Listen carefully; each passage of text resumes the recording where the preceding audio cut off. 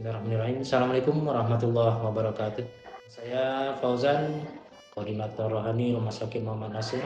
Kegiatan membimbing ibadah dan kerohanian di Rumah Sakit Muhammad Nasir. Yang mana kadang dalam beribadah kita sering lalai, sering lupa, dan bahkan mungkin belum tahu bagaimana kita beribadah, bagaimana kita bisa tetap melaksanakan rutinitas ibadah kita walaupun dalam kondisi sakit.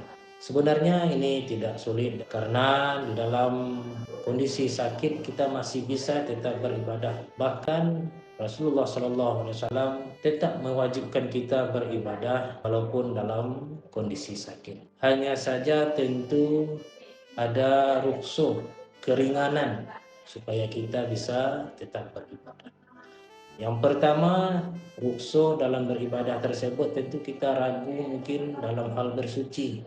Bagaimana kita bisa tetap bersuci walaupun dalam kondisi sakit, pakai infus, pakai pempes dan sebagainya, atau tidak mampu kita berdiri, tidak mampu berjalan menuju ke tempat wudhu. Nah, bagaimana kita bisa mengganti wudhu tersebut agar kita bisa melaksanakan ibadah sholat. Untuk berwudu, nah ini rukhsahnya adalah dengan bertayamum. Bertayamum yang menjadi anggota tayamum itu hanya dua, wajah dan tangan. Kalau kepala, telinga, kaki, nah ini tidak menjadi bagian dari anggota tayamum. Jadi walaupun kita dalam kondisi sehat, mungkin kita dalam perjalanan, kita dalam kondisi musim kemarau, tayamum bagi kita sama semua, itunya anggotanya wajah dan tangan. Satu kali usapan agar kita bisa, beda dengan wudhu tiga kali, namun dengan bertayamum hanya satu kali wajah dan satu kali untuk tangan. Kalau kita kondisinya tangannya patah, tangannya dalam kondisi tidak bisa diaktifkan, mungkin tangan kiri tidak bisa diaktifkan, maka bisa dengan tangan kanan saja, hanya tangan kiri yang kita usap. Begitu juga mungkin bisa dibantu oleh keluarga yang muhrim untuk mentayamumkan. Ini bisa kita lakukan agar kita bisa tetap beribadah walaupun dalam kondisi sakit.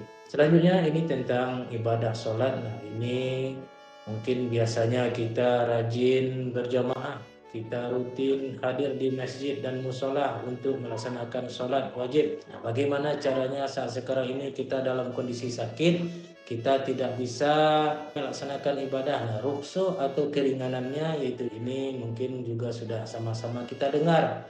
Tidak mampu kita sholatnya berdiri, kita boleh sholat duduk. Tidak mampu kita sholat duduk, kita sholat sambil berbaring. Kalau kita tidak mampu dengan isyarat-isyarat tapi masih teringat Allah, masih teringat sholat, tapi sudah susah mengingat gerakan sholat, susah menggerakkan anggota tubuh kita untuk sholat, apalagi bacaan sholat. Nah ini kita ganti dengan zikrullah. Kita lakukan langkah terakhir, yaitunya dengan berzikir mengingat Allah Subhanahu wa taala. Cukup mungkin agak 2 atau 3 kali kita baca kalimat la ilaha illallah dengan niat pengganti pelaksanaan ibadah sholat. Ini adalah cara terakhir yang kita lakukan. Jika ini juga sudah tidak mampu kita lakukan, nah ini bisa jadi kita sudah dalam kondisi pingsan atau koma, maka tidak lagi kita wajib untuk melaksanakan sholat dan tidak wajib untuk menggantinya setelah kita sadar nanti. Bapak Ibu pendengar sekalian, ini adalah cara kita beribadah ketika sakit. Dan yang terakhir doa. Nah, bagaimana kita bisa tetap berdoa? Mudah-mudahan dengan tetap beribadah kita ketika sakit, doa jangan sampai terlupakan. Perbanyaklah doa kepada Allah Subhanahu wa taala, karena setiap sakit dan musibah tentu tidak lain dan tak bukan atas izinnya.